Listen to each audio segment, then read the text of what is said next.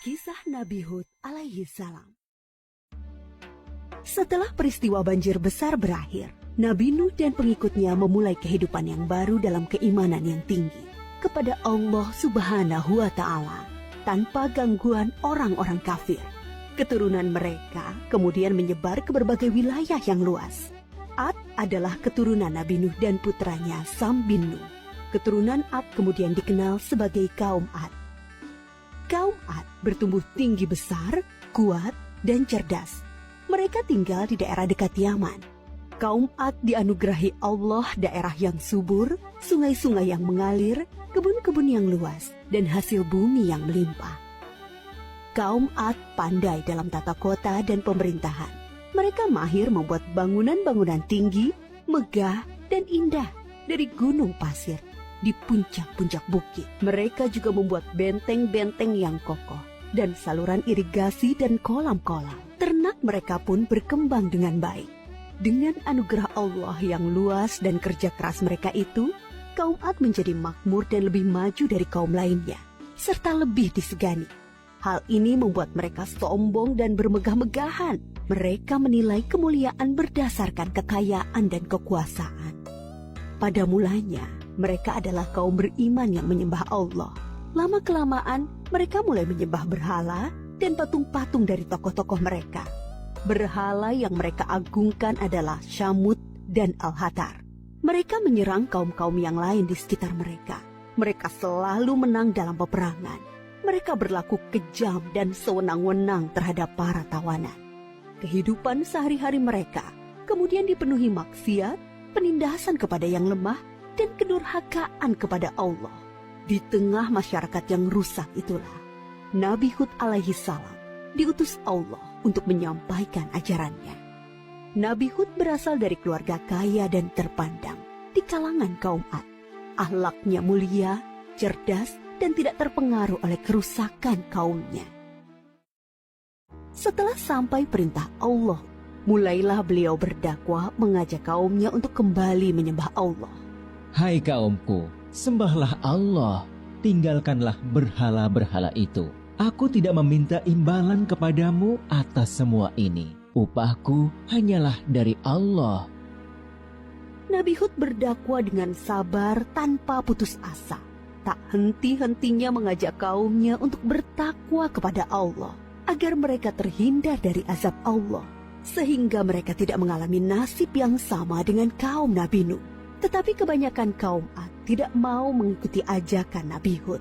Mereka bersikeras untuk tetap menyembah berhala. Mereka menganggap Nabi Hud lemah akal dan gila.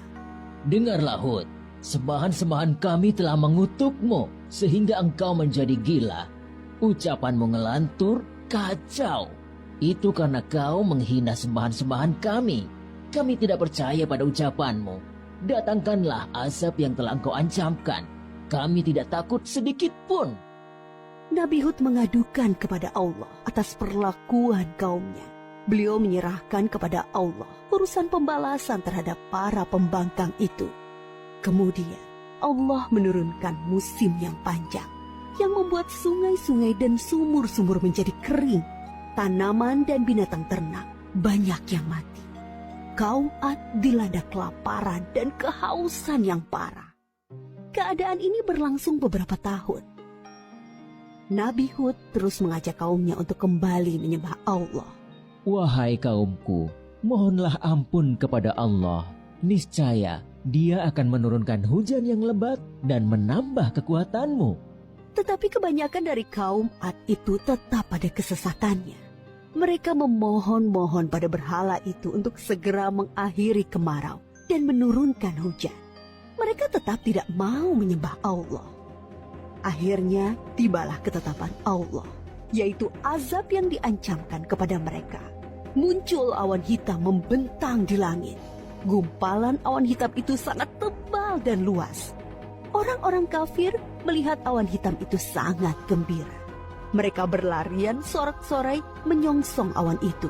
Mereka mengira hujan lebat akan turun sebentar lagi. Sesembahan kita telah mengabulkan doa kita. Hujan akan turun. Kesengsaraan kita akan segera hilang. Ternyata dugaan mereka salah besar. Gumpalan awan itu adalah azab dari Allah untuk orang-orang kafir. Terdengar suara gemuruh yang menakutkan. Bertiup angin yang sangat kencang.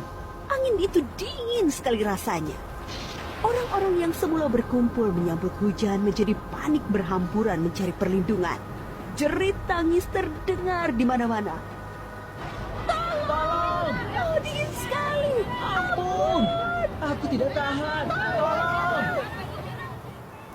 Orang-orang itu putus asa dan menyesal. Tetapi sudah terlambat.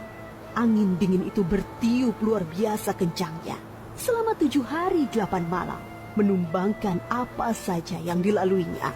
Pohon-pohon, gedung-gedung megah, rumah-rumah, patung-patung, berhala. Semua rusak porak-poranda. Setelah 7 hari 8 malam, topan itu berhenti. Negeri kaum Ad yang megah telah rusak binasa. Mayat-mayat orang kafir bergelimpangan di mana-mana. Tubuh yang tadinya gagah perkasa menjadi seperti batang pohon yang lapuk. Hanya Nabi Hud dan pengikutnya yang diselamatkan oleh Allah dari azab itu. Mereka kemudian hijrah ke Hadramaut, membangun kehidupan baru di sana. Mereka hidup sejahtera dengan beriman kepada Allah Subhanahu wa Ta'ala. Nabi Hud wafat di tempat baru itu. Kisah Nabi Hud mengajarkan kepada kita bahwa kekayaan, kepandaian, kekuatan tubuh yang dibangga-banggakan kaum Ad akhirnya musnah. Kesombongan dan kesesatan kaum mereka mengundang amarah Allah. Kita harus menjadi umat yang maju dan kuat, tetapi jangan meninggalkan keimanan dan ketakwaan kepada Allah.